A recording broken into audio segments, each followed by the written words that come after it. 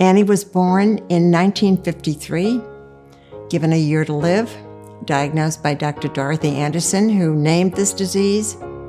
I remember when she went to a day camp, and she was maybe 5 or 6 years old, and she swam across the pool, and I was crying. And the woman next to me said, "Why are you crying? Your kid's only swimming across the pool."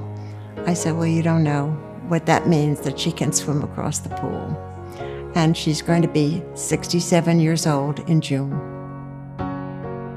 When we started the Cystic Fibrosis Foundation 65 years ago, no one had ever heard of this disease. And I'm not talking only about the community of parents, I'm talking about doctors. I think the average lifespan was then 5 years old. How unacceptable. I turned to my family, to my friends, and I said, "We've got to go to work." And we did. We had to find families and physicians who would come together in groups to form chapters, because without chapters and people who would come together around the country, there was no way we could raise the funds to fund the research that was needed. And of course, there was no care center at that time until we started the center program in the early 60s, which I must say I was responsible for with my father.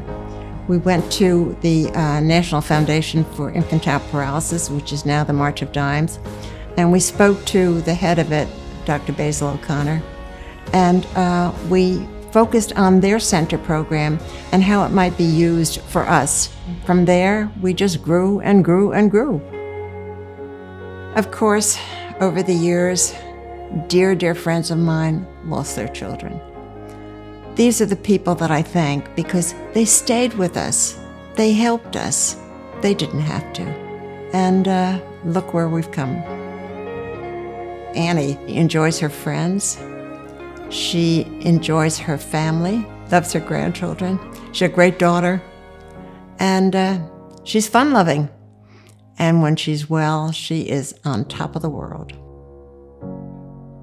My hope for people with CF now is that they are able to attain what my daughter has been able to have, to be able to have a career, to live life to the fullest, to have children, to see grandchildren, and to be well, and to enjoy life, and not to suffer, not to suffer.